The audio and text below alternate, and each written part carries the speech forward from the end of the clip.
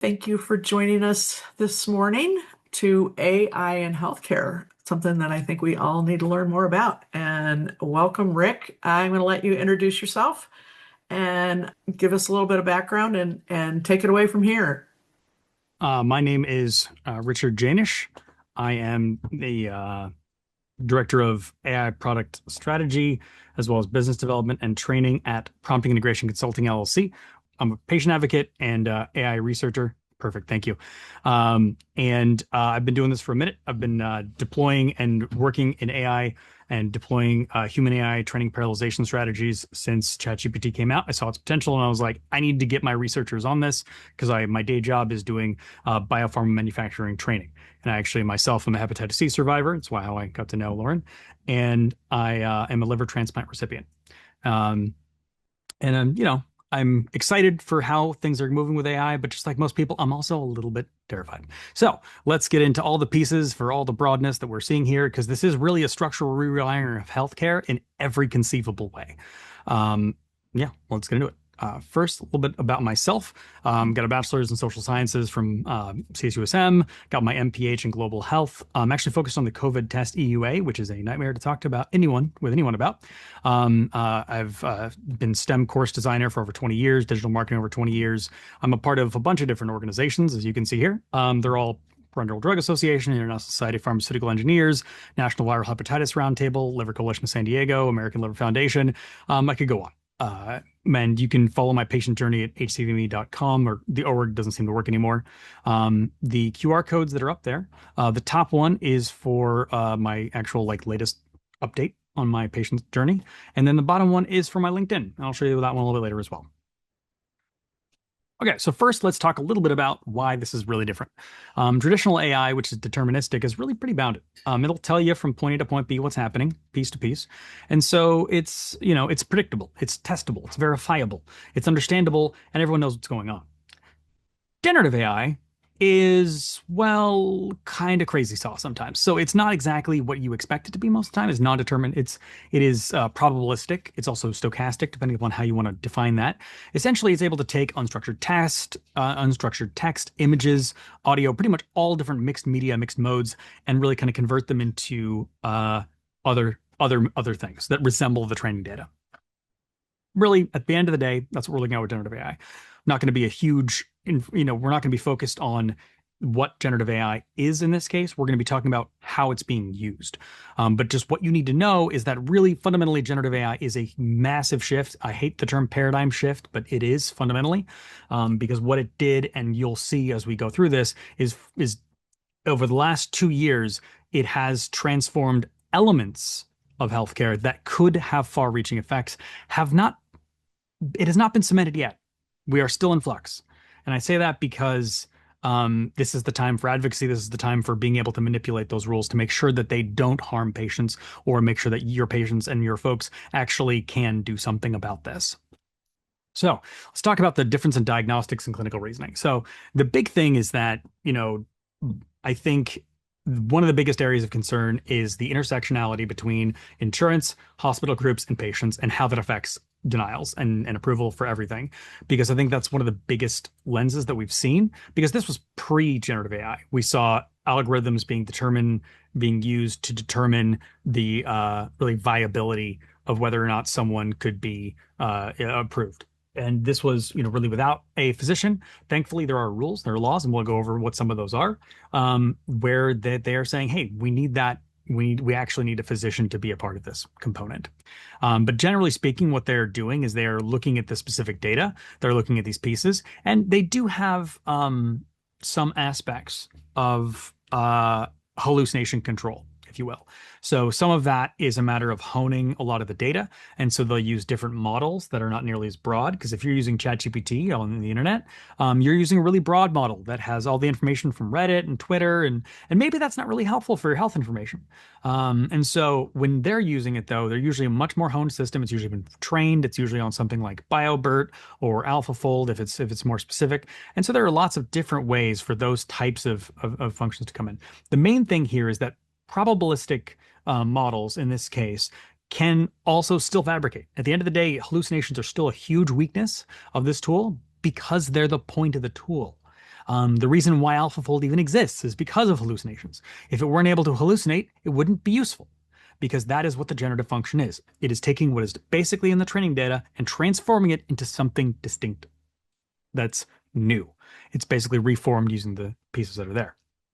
So we can see that this is obviously a problem when in medical imaging synthesis, because a generative model might be more inclined to believe one thing or another. I remember previously, before ChatGPT came out, there was a very interesting study that compared these particular cancers and noted that the existence of a ruler denotes cancer. So the way that the tool understands these things is very important. And so understanding what the fundamentals underneath is very essential as well. And so one of the other challenges here is that because of the intersection between insurance and hospital groups and things, we're talking about healthcare here first. And so the challenge is, of course, these scribes. And I think we've all encountered the fact that there are more places that are interested in having the scribes, which is essentially a recording device that comes into the doctor's office with the doctor and records the whole discussion, and then extrapolates that discussion and transcribes it and puts it into SOAP notes or puts it into some other notes. The problem, though, is that it is constantly error prone on multiple things.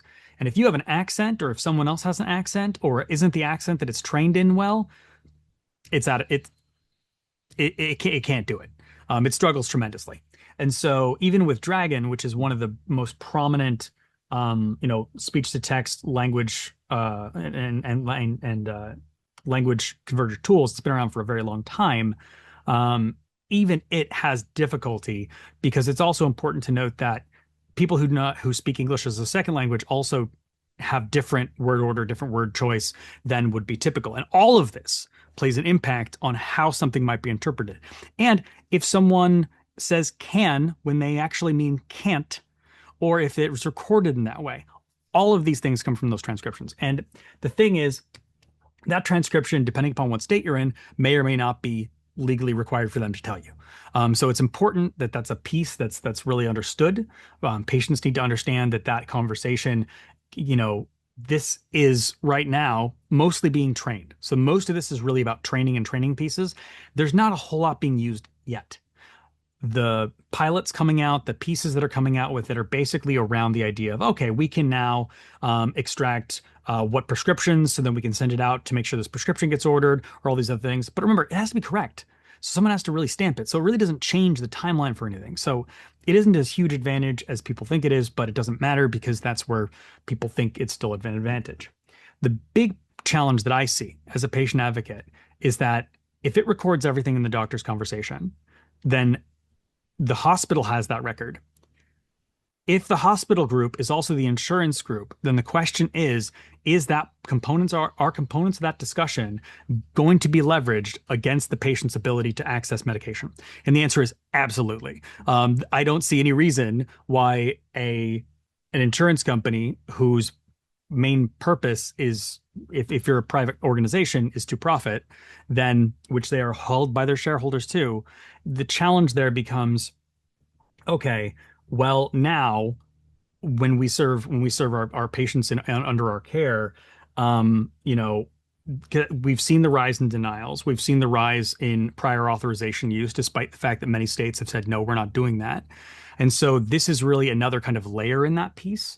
And so this is another area that we're going to see a lot of challenge with, because obviously, as more people use these ambient scribes, the opportunity for this type of abuse does become higher. And you could see a new type of pre-authorization that comes before pre-authorization that involves these scribes. It has not created yet, but based on the where things are moving and how things are going, we are likely to start to see something of that nature. And when you do, it is important that you find a way to speak out against it, because that is going to absolutely result in absolutely more denials of care and worse outcomes.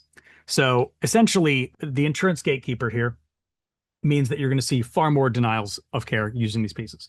And without the importance without realistically advocate generals and without states and even the federal government stepping in and saying, hey, you need to have you need to prove that you have humans in here who are experts and actually approving or denying care as opposed to the algorithm or the robot doing so. Now, the other challenge here too comes into the place with the direct to patient reality because that has changed now. We now have this large direct to patient strategy, and in some places, like in Canada, where you can't have that DTC marketing promotion component, um, generative AI has been a boon.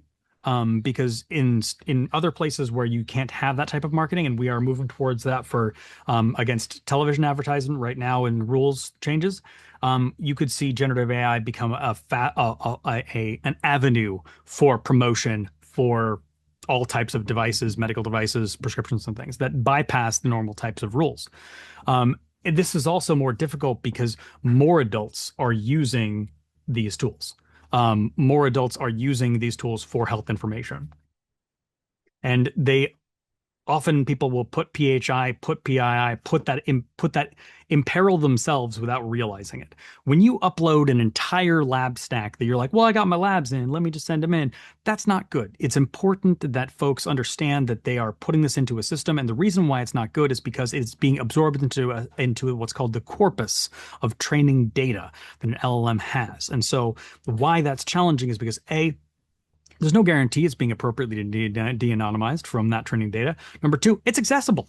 You can use what's called a prompt injection to extract training data from a closed system, which is very deleterious to anyone attempting to, have their health information be private. So let's talk about some of the vectors of failure here. So what are the things that are really problematic for each of these elements? Automation bias is a massive problem, obviously, for insurance, because that's what we talked about when it comes to those denials. And that's the actual term. That's the thing that they're fundamentally flawed with. Then for care management, critical omissions, but also, like I said, it could feed into insurance as well and become this multi-layered problem. Medical imaging, yeah, you have erased pathology. You could have challenges there. I will say that medical imaging, for the most part, most of the companies that have been doing this for some time are much better at it than some of the startups. Because a lot of the startups are just like a bunch of tech bros who are just like, I got this idea. Why don't they have medical imaging for this thing?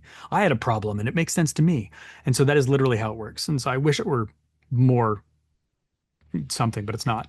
Diagnostics, domain shift, and hallucination. There actually is something called drift in these models. And over time, models do drift and change. And so if tools are not monitored for these things, if these are not there, they're more likely to hallucinate or more likely to commingle data.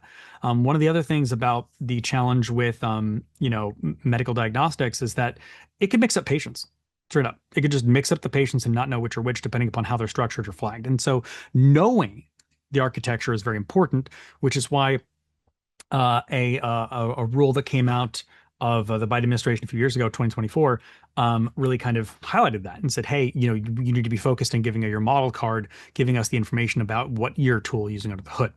That will be changing potentially soon. Importantly, there is a large health equity problem in the fact that if you are uninsured or low income, you are significantly more likely to turn to a chatbot for health information, which is no surprise to anyone. They were already Googling your health. There was already Dr. Google was already a thing, but obviously this is a massive difficulty. And it's weird because you would expect that, if you're wealthy and insured, that you might lean on this information more as well. It's not at all the case. We see about as much half for those folks, which is tremendous. That is a significant difference. It also tells them that, they're getting adequate information from their health professional or information that they feel is no longer, they don't need to supplement, which is an interesting thing as well. The question, though, is that will that continue when AI is being integrated into those systems? Hard to say, because there will be a time where you have a triage chatbot at some point.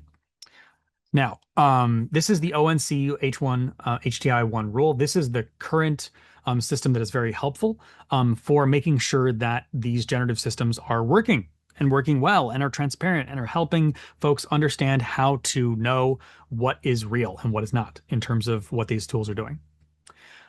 State protections. So these are just a few of them. I have in the attachment there. There is a list of about 30 more.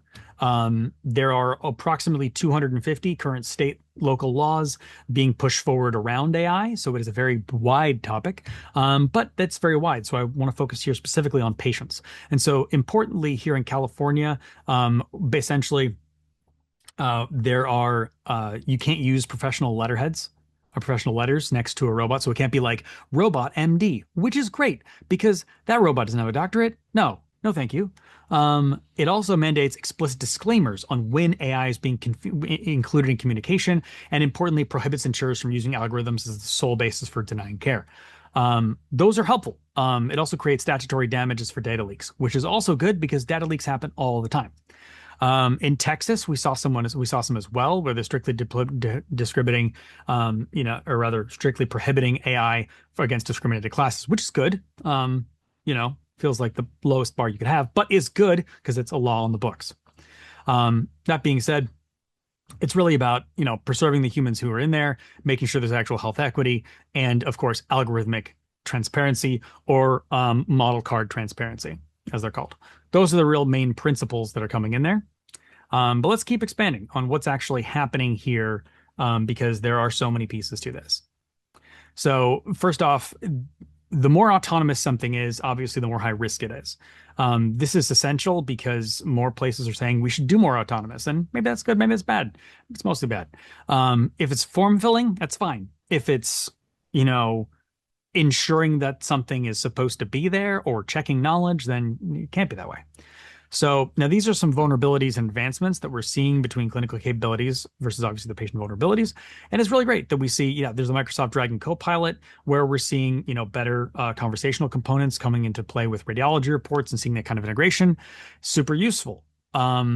And yeah, NVIDIA has released a handful of models that are specific for, I think brains was their first one, but I'm sure they're going to move on to different organs, mainly being that if you have a model trained on a specific organ, it's going to be a lot better at imaging for that particular organ.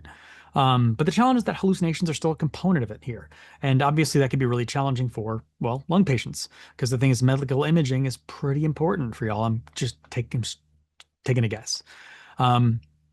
But also importantly, for the administrative component, because like I said, this is an area where that can be really useful. Member benefit navigation is now agent assisted. Yay. Okay, cool. I guess I'm not spending 6 hours on the phone. Now I'm spending 6 hours on my computer and then also my phone.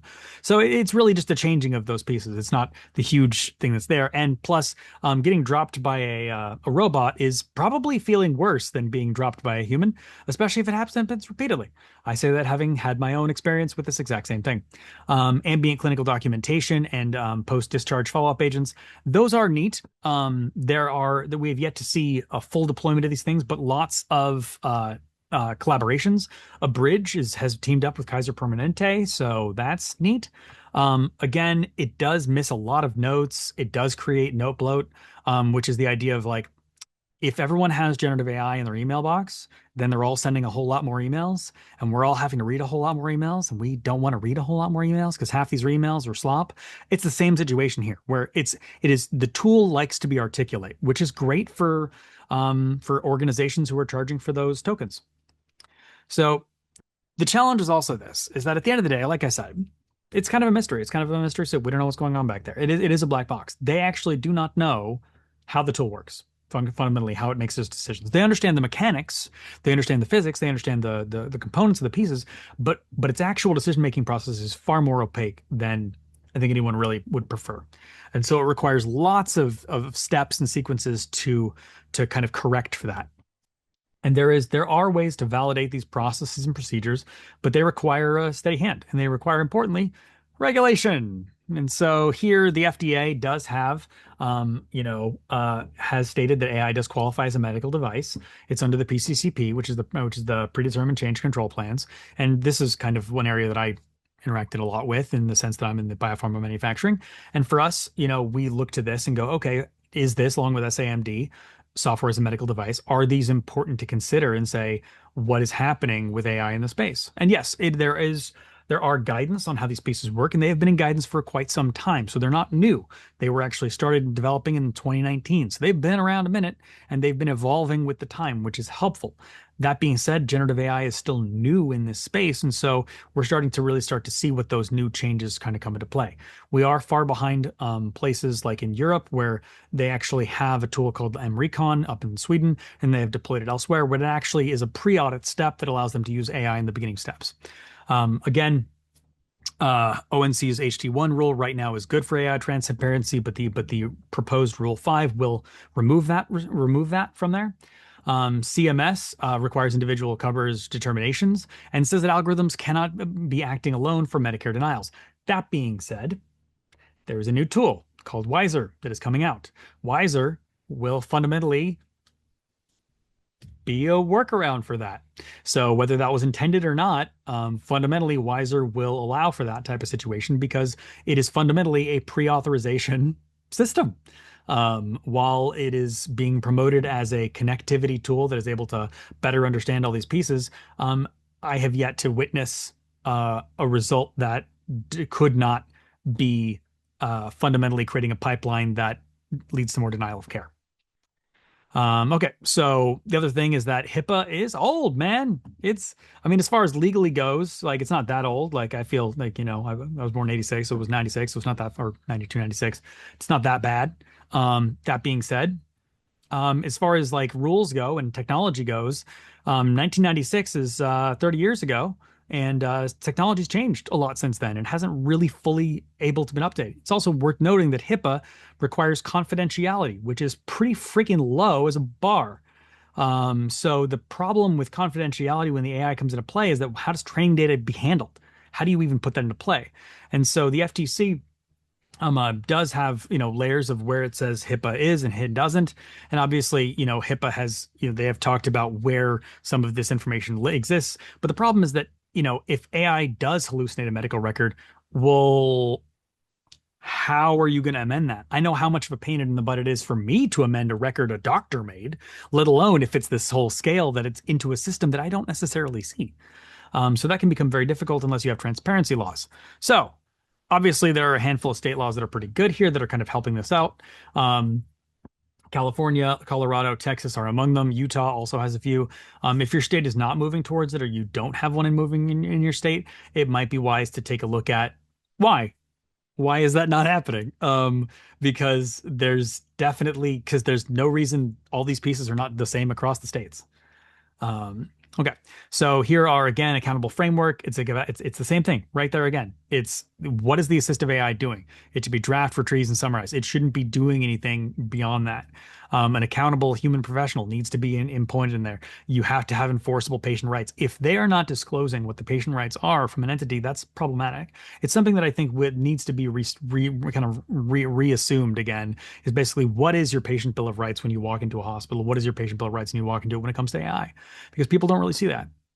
Now, this is right reversing Irum's law, which ironically is itself a reversal of Moore's law, which is fundamentally the idea that in pharmaceuticals, when you're producing a drug, there is a certain amount of time where you can commercialize and make profit off of it, and most of the time you're spending in development and outside of that. And so the idea here is how do you speed up that process? And they figured out through in silico, they figured out through the stuff, and this is the thing. It entered phase 3 in July 2026. It is a product. It works to what degree it does.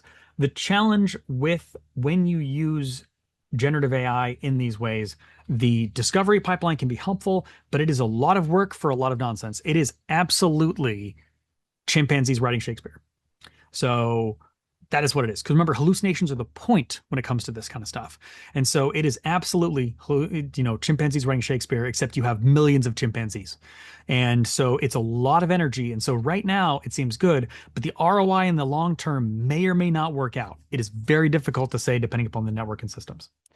So again, paradigm shift, yay. This is really what we're seeing here, the differences between the predictive systems and generative AI systems. But let's talk again about the black box. What are the hallucinations that are a problem? So the problem here is that, it is fundamentally what's called a next letter predictor. It is a GPT, right? A generated pre-trained transformer, which is fundamentally what your auto predict is. Like this is auto predict on steroids. The difference is instead of predicting the next, letter in the sequence, it's predicting what's called the next token. And so it continues on this token prediction. So it doesn't actually know anything. It doesn't understand anything. It just knows what the word that is most likely to be next is based on the context. That's what it does.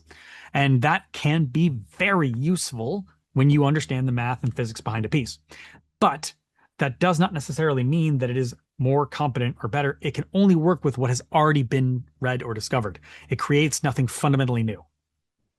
Now, again, the promise, de novo, and molecular generation. The reality is that there are structural hallucinations, and it also cannot predict toxicity. It cannot scale well. It's also importantly demographic amplification is huge. Workaday right now is fighting a large lawsuit because of the bias in its data regarding names, regarding age discrimination because it was using a graduation data as a proxy. Like there are so many pieces of biased data that are present in the training data that can leak into how a model works. And that is fundamentally problematic, especially in clinical trials when you're talking about in silico and the idea of these digital twins. And so what that means is that in both discovery and clinical trials, you see a huge weakness in the fact that within digital twins, you see the fact that, okay, this could be highly toxic. We don't know that yet because the tool can't model for it. Or because again, toxicity, poison is in the dosage. So something that's toxic could be helpful at other dosages. Well, as we know. Whereas in this case here, a lot of this biased data is been set on predominantly white men. At the end of the day, I benefit a lot from a lot of this data, but anybody who's not a white guy is probably not going to be as benefited from a lot of these pieces because there is not much data in the training data systems for that. And so what that means is that there are going to be more specific models dedicated for specific subgroups and specific groups depending upon how all the systems are worked. So like it's very hard to say how these things will move forward in the future because right now all they're going to be doing is really having a lot of mismatch, and it's going to take a long time for them to properly understand the matching systems for those pieces. Manufacturing. So their error propagation is a big deal. One of the things that people are really doing a lot with is what's called deviation writing. So whenever they produce a drug, there's something called deviation where they said, oh, we screwed up. And we should take a note of it. Oops, that batch had too much of this. Well, now we have a note. Cool. That's good to know. All right. Well, we'll fix it for later. Cool. Unless the FDA comes in and fixes our stuff, and then we'll have to fix it again. Cool, cool, cool. Problem is that now the deviation system is running faster. And so that means that people aren't analyzing it as much, investigating it as much. And so that can create ripple effects. And the thing is, if you write a deviation poorly and you write it poorly faster now, it's the slop problem. It magnifies every time. And so again, it's a matter of training. Are they trained properly? Are they training those pieces? But now AI is part of the training. And as a person who's helped develop an AI training platform, we did ours basis on competency and put the expert in the driver's seat of how it works. But not every training program does that. In fact, most of them do not. Most learning management systems that work in these systems do not actually reinforce those pieces. So that means that the drugs and other things that produce out of it, they might not work too well. It may take a long time for them to actually produce the viability, which is challenging because right now our clinical trials whole timeline is shrinking tremendously.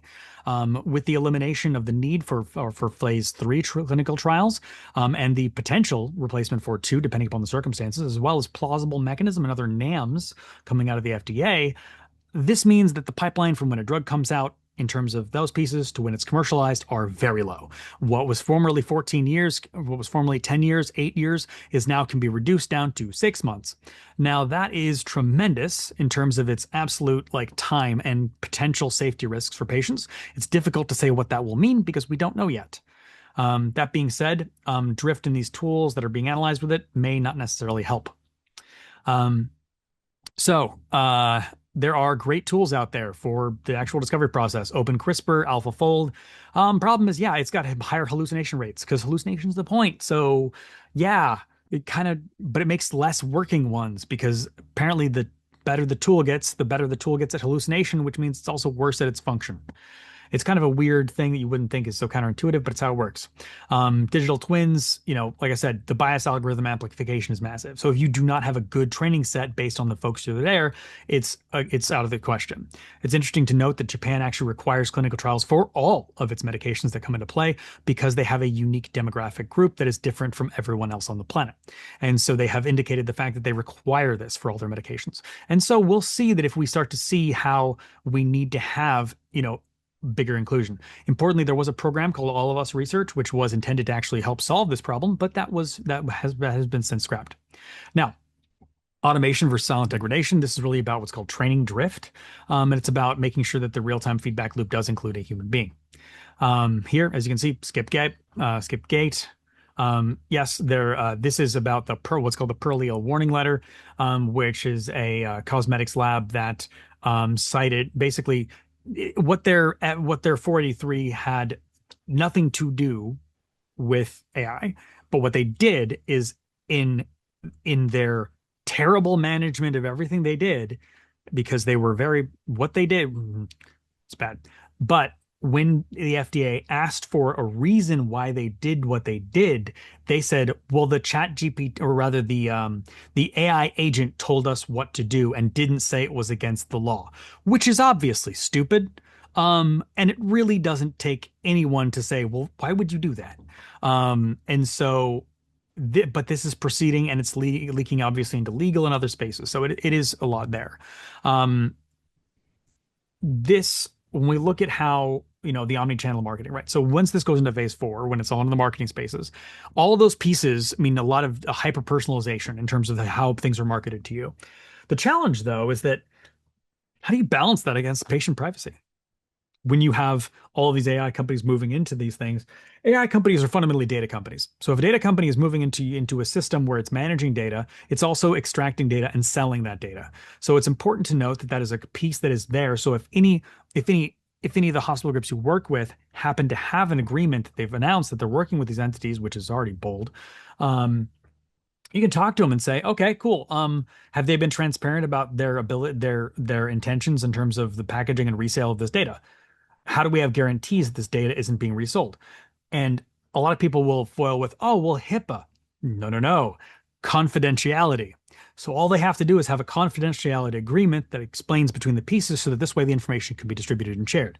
If all of the players in beside are all HIPAA certified and they're all confidential well, they keep sharing it, because if Amazon is part of that train, well, then they get to use it too. So it's not really as practical as one would expect. Turns out if you have a thing for a long time, well, people figure out how to manipulate and work through the loopholes. Um, so, uh, sorry, is there a question?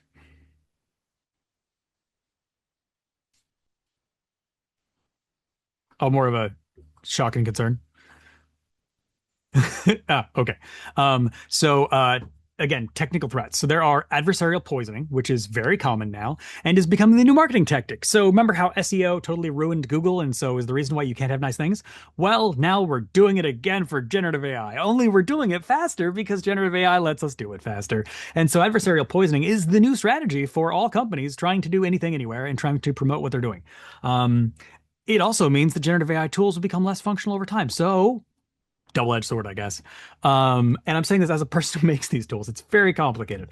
Conceptual drift and data drift have to be monitored at all times. And if there is not that monitoring in place, and if the company does not have a plan to monitor it, well, then they are absolutely going to be sued in the future, because there's no way their tool is going to keep functioning.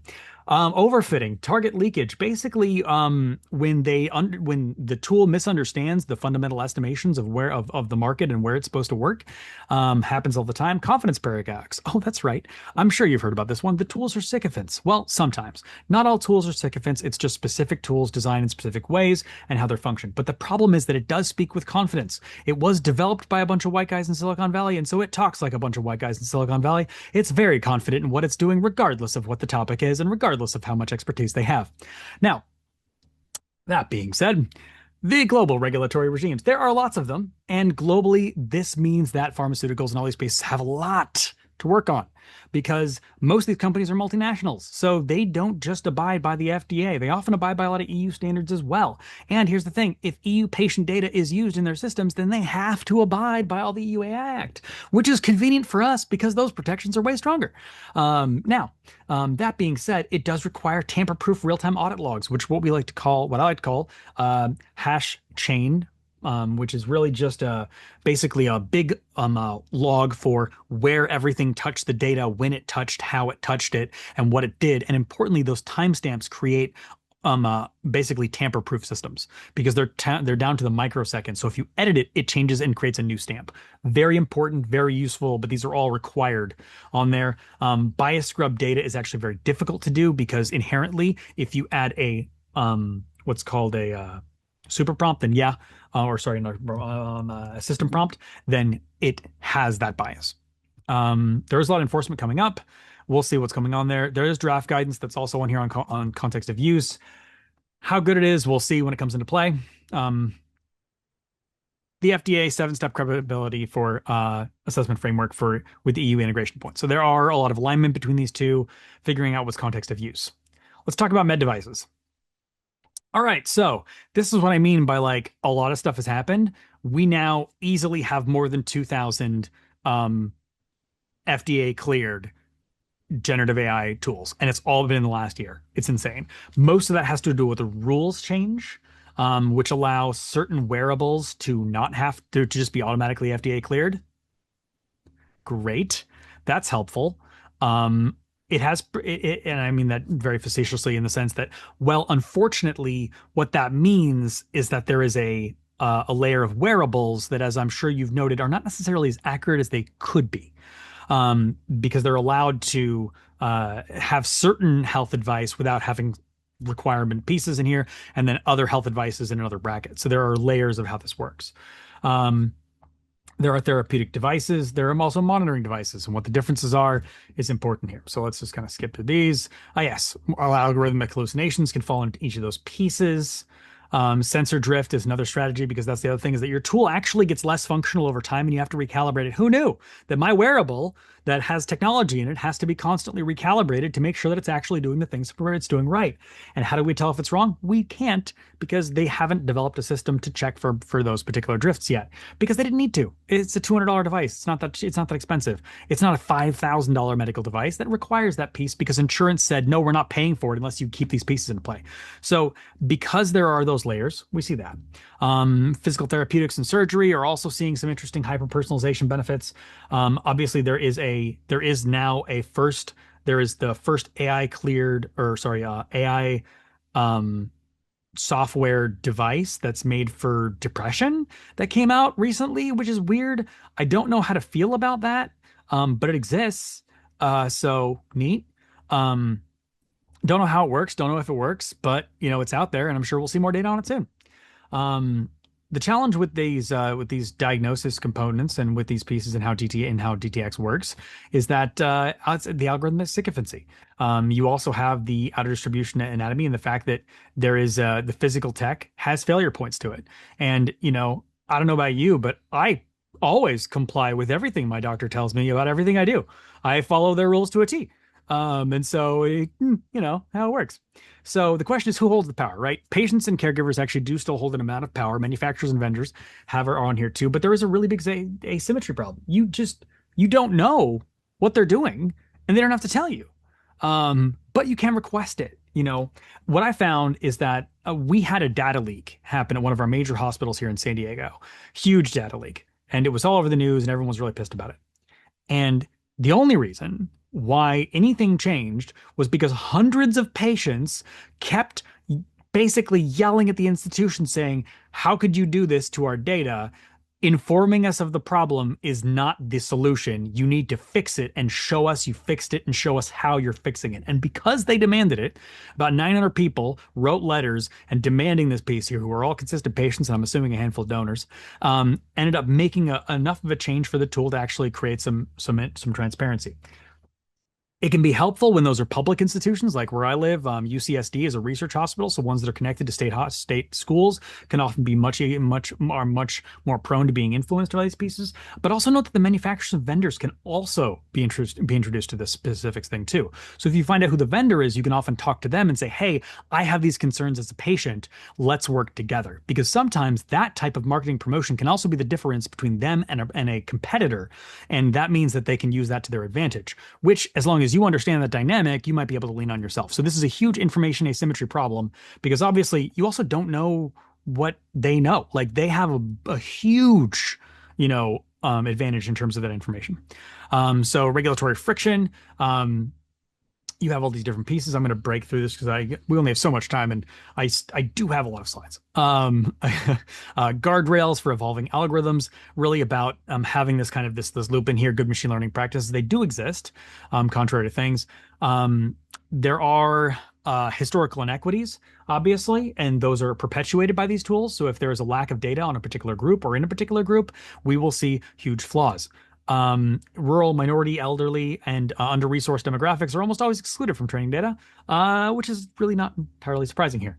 That being said, there are a lot of these resources are being spent in urban teaching environments, and so there is an opportunity here as well, because obviously they're working with a lot of students, and so that becomes a much wider population base that allows for a lot better demographic data.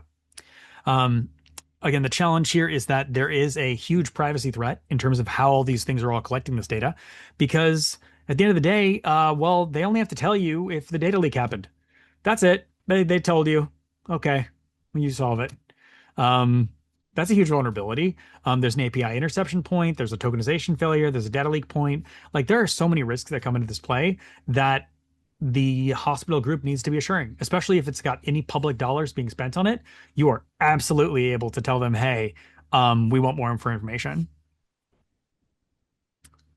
Um, Patient protective matrix, basically transparency, oversight, and data rights. Like I said before, having a patient bill of rights is essential. Making sure that they're talking about AI in that piece is big. Transparency regarding what's called the model card is very essential. Validation. What's your validation process? Can you show us your validation process? And if they can't, well, then they don't have one. That's the assumption, and that should be the assumption. And if they can't say that, if they can't show it, because the validation process has absolutely nothing to do with proprietary, will not expose PHI, will not expose anything weak in there. So it's something they can absolutely show because it's something that they have to show to other entities that they work with. And oversight, where are the patients being involved? Where are the stakeholders being involved? Now, let's talk about some of the other pieces here in terms of governing it, right? So ambient scribes, you have obviously the diagnosis challenge, the authorization challenge, and then of course pharmacy. So because they now have automated PBMs, this is actually being tested in Utah right now with Doctronic, where they are actually trying to see if they can speed up the process time for delivering drugs. As far as I can tell, it looks like it's just in the form filling component, so it's not really like tremendous. However, the thing to me is that usually when these things speed up, it means that solving the problem is well, worse. It's harder to solve that problem. Um, the human in the loop issue. So this is the idea, right? The algorithm flags for review. This is the top part is what every one of these is what every of these vendors and companies presents to the thing. They go, look, it's great. No, this is the problem. The reality underneath. There's hundreds of claims. There's a bunch of batch denials because it has an error or a particular error that propagates based on the training data it has. Now, now the medical director has to review all these files, and that 1.2 seconds is basically how much that medical director is actually going through and working on it.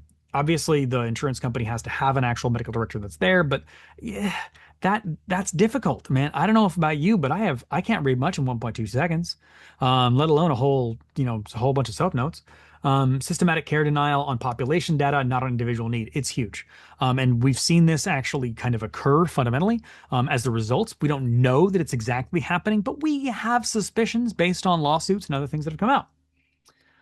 So the idea here is that, again, autonomous AI is a problematic situation. Doctronic is one of the pieces here. State granted an AI platform immunity from medical licensing to automatically renew 128, 192 chronic medications for a $4 fee. So human review rapidly scales down to a spot check. But like, this can be a really big challenge because oftentimes that check is important because maybe the medications don't line up properly.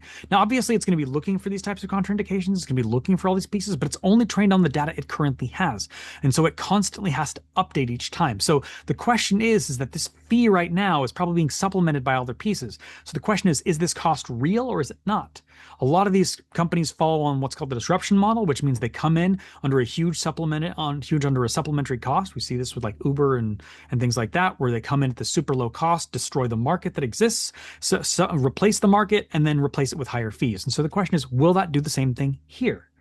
And we don't know yet. Now, again, there is a fractured landscape in terms of the regulatory piece, because there are so many pieces that are coming into play. Even here in California, we have been talking about, why don't we just have our own FDA? And so that's a whole another thing. I don't even know how that's going to work, but it's a conversation. Here we see, the idea of accountability. Here where it's about, HTI1, and the ACA section 157, which really talks about algorithmic discrimination. But deregulation is the new norm.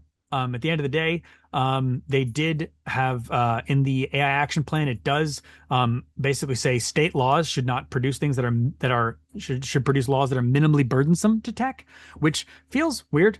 Usually minimally burdensome is what you want to apply for the ADA accommodation, not for the company accommodation for doing their job and selling a product. It was very odd. ONC proposed the HDI 5, which does remove 34 certification criteria, including AI transparency mandates. So HDI 5 would strip HDI 1 almost completely. State level shield. So there are way more rules. There are anti-deception laws that are in multiple states. There are still also algorithmic failures that exist and algorithmic failure laws. In Colorado, they actually have to denote where high risk is, where risk actually is. So you can ask, is the AI involved in a high risk process? Is the AI involved in what process it's working on? Here we actually see some judicial battlefields. There are quite a few of them.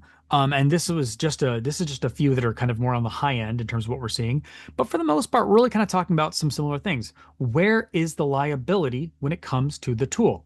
Where is the responsibility of the tool? Where does it involve? Where does it end? Because I think a lot of the startups assume that they have no responsibility or liability, and that because it falls into a new rule, which is obviously false.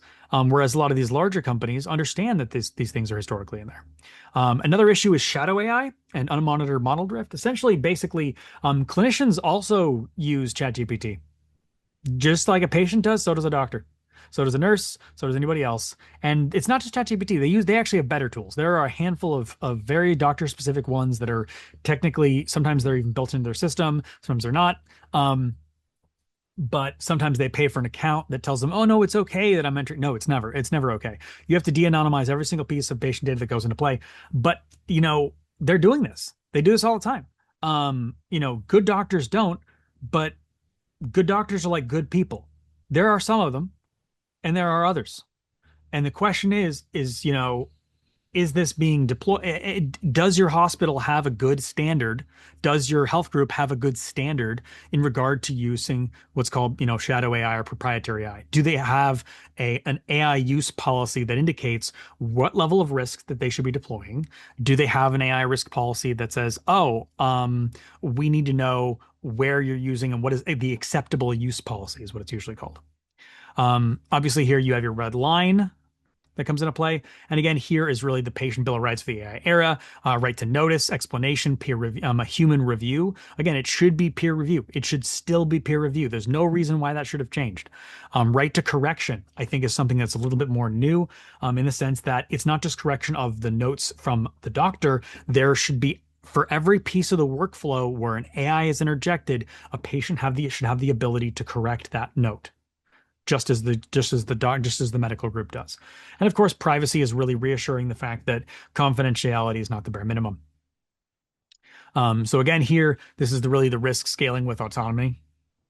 And again, we're talking about, the promise, the reality, and the guardrail, the cultural mismatch and surveillance creep. Surveillance creep here is a big issue. Multilingual communication is actually really weird, because who's Sarah, which is a prototype that actually explores this conversational health promotion. It's actually pretty okay. The problem is that if it's using a GPT model or the model under hood, and this is why the model card's so important, is because model cards are all super biased on the cultural component. They have terrible cultural competency. Whenever I translate anything into Hungarian, which is somewhat often because my wife is Hungarian, and so I play around with it in this way, it buries the nuance tremendously. And so we see a lot of that. We see a lot of that difficulty. Let's see here. Again, the surveillance creep funnel. We see, algorithmic segmentation. So we see better, segmentation, which could be useful. But the problem is that that personalized level can, as much as it benefits a patient, can also be used for exploitation. Because, like I said, that confidentiality agreement could agree with Amazon and other entities, and that means that, you could just be advertised to all the time about these things, which, you may or may not feel comfortable with. And while it seems small now, it also means that that is a data profile point. As you start to interact with other things that are not your condition, those data points can just be resold as they needed. And someone can actually reassemble all of the ghost data, basically the shadow, if you will, to basically make a copy of you, in the sense of the fact that if anybody wanted to create that data, they can. So the challenge with a lot of these systems is that the way our data profiles are being built and data profiles are shared, it is a not great situation when surveillance creep continues to enhance. Obviously, wearables are probably the biggest thing here. Because as much as I like my cool watch that tells me how many steps I've done and tells me my heart rate, it's wrong. Its heart rate is always wrong. It's always been wrong. I know because I have 7 different devices and they all give me different readings. And I check them all the time because I'm a little bit obsessed with it, personally, unfortunately. One of the resulting effects of transplant and everything else is a little bit of medical anxiety. And so I have a lot of devices that I check all the time. What my heart rate is, what my blood pressure is, what all these pieces are. And I constantly notice all these discrepancies. And when I buy new ones that are properly calibrated, I can check the difference between the old ones. And I can see the drift that happened with the device that I've owned for 3 years, that people don't know that the drift occurs. And so there are so many vulnerabilities when it comes to sensor error. And then not only that, population bias. This tool reads white skin well, but it does not do the same for black skin. It does not do the same for different levels of melanin, which may be different because I could be out in the sun for a long period of time. If I go to Hawaii for 2 weeks, which I would love to do, and not wear my watch for the whole time, I could then put on my watch and it would have a different reading because my skin has completely changed. And the other thing is pH skin. So my skin is a different pH than other people's. It changes the whole effect. So there are so many pieces that wearables do not capture and wearables do not even attempt to capture, that they are absolutely relatively useful. They are only useful for maybe a metric or a baseline or something that can kind of help you walk through it. There are obviously exceptions to that because there are genuine medical devices that are wearables, like, what's it called? Uh, Heart monitoring devices and things like that are a lot more calibrated because they've had decades of experience figuring out exactly how they do pacemakers, things like that, because they really do these things. But so the piece is that what we see here is that there's a hallucination feedback that does make these problems even worse, because the problem is that the hallucinations will make their way into the training data and then reinforce problems unless they are fully ground truth, and that's not always the case.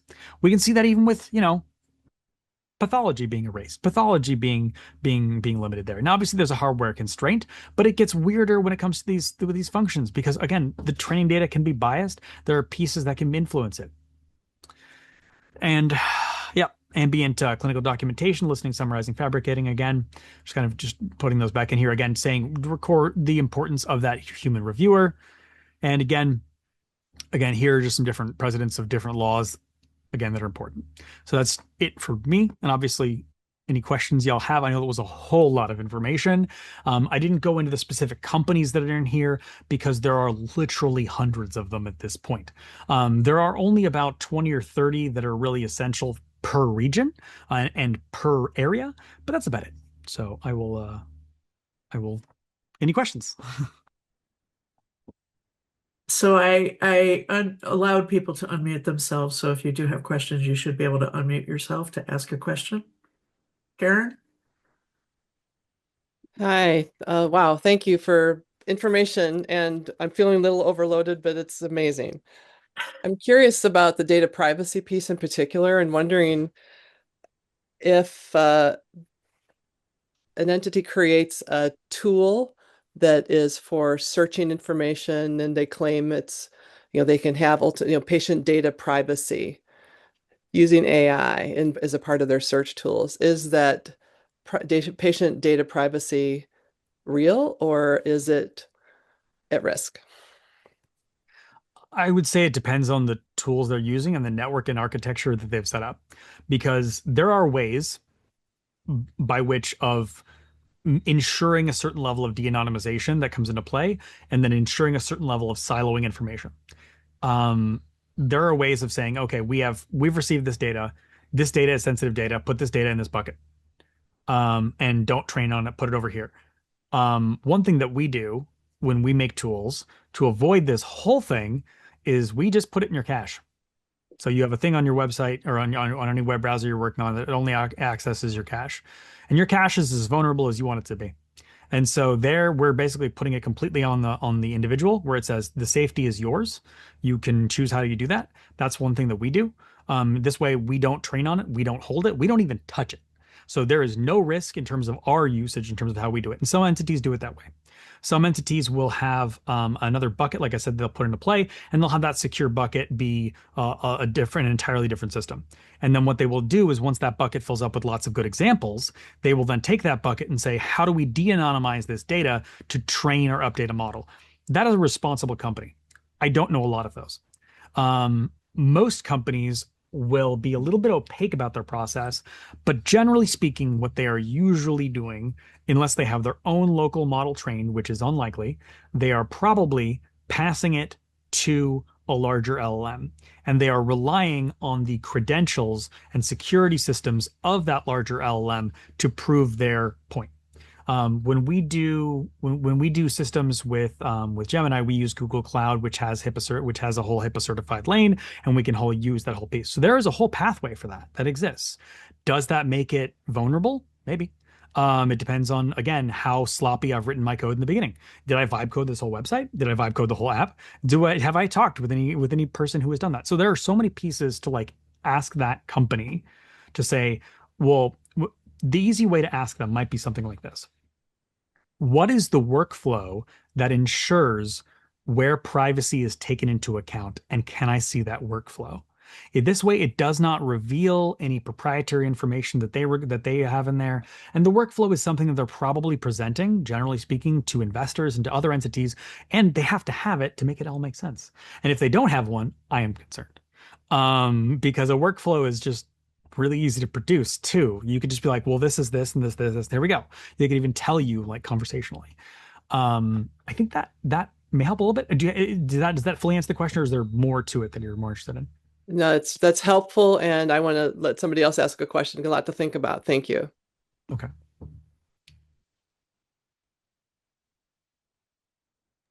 Here.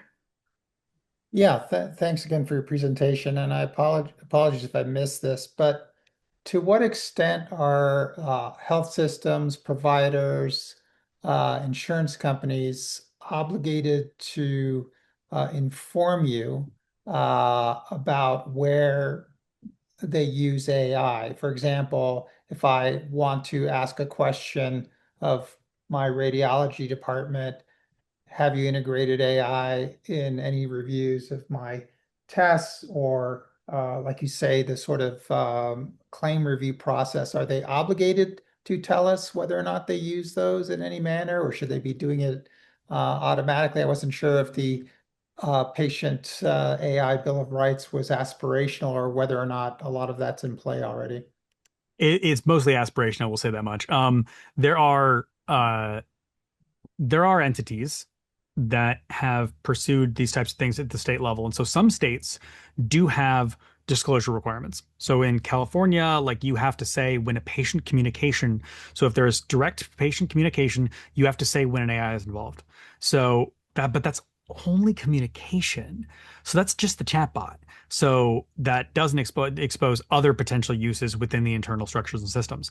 Now, they could tell you, but honestly, like the best place to probably find them is if it's a hospital that has that does regular press releases and stuff. They might disclose like what their partnerships are, and that actually might fundamentally tell you more about it than actually talking with them, unfortunately. Because they have no legal obligation to do so. Now, that being said, you can still ask, because the person you're talking with might not really care. In fact, actually, what I found is that more people really care to expose it rather than not. It is interesting though, because I have a lot of friends who both work at UCSD Hospital, UCSD Health, and also have patients who go there. And UCSD Health has been one of the probably on the forefront of applying AI in their systems very early on. And I had the luck of being a part of some of those early systems in terms of the research beforehand that preceded it. And so I'm familiar with the group and the people who work it. And so one of the things they had discovered was that they realized, well, if we just keep asking them, they're going to say yes. And so what they did was they basically said every single time that a patient interacted with the healthcare system, it asked them, do you want to use generative AI on this? Yes or no. So you always had to say no every time. But if you said yes, you wouldn't have to do it anymore. And what they found is that people would click yes just to not be annoyed by it. And the thing is, the population of people who are growing frustrated, who are demanding these things, is growing, and so that is encouraging more of that type of openness. But generally speaking, there is not the huge legal requirement. It is state by state. I did include in the document in there some of those states. It does not include all of them. I can't get all of them. Turns out there's a lot of regulatory houses in place, including cities and regions. Cities are getting involved. Local municipalities, counties are getting involved in these pieces because county health is a piece. And in states like California, we're very decentralized, as ironic as it may seem. And so counties can actually have their own power and probably would have set up these pieces if the state didn't do it.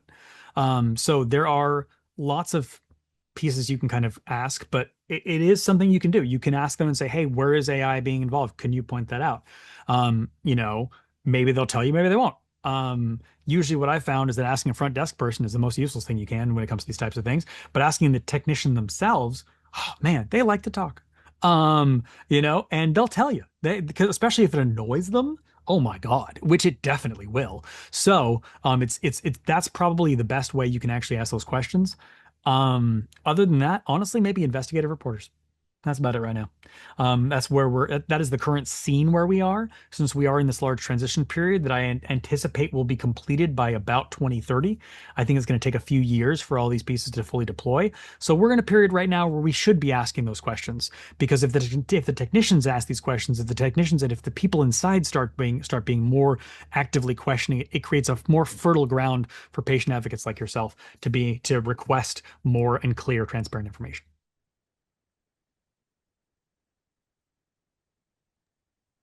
How many hospitals do you think are using AI generative for imaging?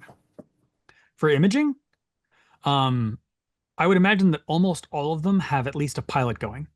Mostly because AI in imaging has been in place for almost a decade at this point. And so it's fundamentally there. But generative AI in imaging are slightly newer applications, and those ones are very limited in their use. And they're very usually use your normal thing and then you use it on top of it to just check it. And so I think that's where most of them are. But I haven't seen the only ones I've seen are ones that like are teamed ups with like Nvidia or some other thing where they're doing a promotion thing.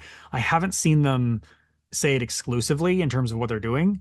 Um, and I don't know entirely why, except for the fact that medical imaging is the biggest like data cost of any hospital group because they cannot be compressed. And so they have these massive files, which also means that processing them and using them in training data is even more expensive. And so these two pieces mean that this process may not be to the advantage of the hospital group to indicate that they are doing unless it reaches a certain point. So I think we are still in the pilot phase for most of them, as far as the ones that I have seen, because again, I've only seen press releases and all these pieces. I haven't seen a hospital group that says we're actively using this all the time and we freaking love it. Even at ASLD's, liver meeting the last year, even they were just like, we're thinking about putting it into a workflow. That was the big point, so I feel like we're still at that point where it's going to be implemented at some point because medical imaging is such a tremendous opportunity, but I think it will be integrated in a different step first. I think it will be more into realms like ultrasound and more point of care operations rather than into the larger diagnostic machines like MRIs and CAT scans, mostly because it's cheaper to throw software on a stick. than to throw it on this really complicated machine that, has a lot of high capital costs. Low capital costs are a much easier opportunity for them to enter into. So that's why I suspect you'll see it more on that level of imaging, the more handheld imaging, because I've seen it. Even at the liver meeting, I saw it for liver. So there was a piece there. Great. Any other questions before we let Rick go? And we're meeting again next week on Thursday and a week from today at 10 o'clock a.m. Pacific time, 1 o'clock Eastern, and get more Train the Trainer. But again, I put all this information up on on Drive so you can look at it and review it. And I will also put this link or this video up on LungCan's website so you can review it again as well. We covered a ton of information, a lot of it a little overwhelming, but really good to know. And honestly, I just took a HIPAA certification course, and I don't see how any of this passes what I just took as a course of what I had to learn to what I can and cannot say working for companies. And so I don't see how HIPAA is going to have any protection through here. I see huge holes. I think, yeah, Yep. yeah, yeah. So great. Well, thank you, everybody. Have a great weekend, and we'll see you next week. Thank you.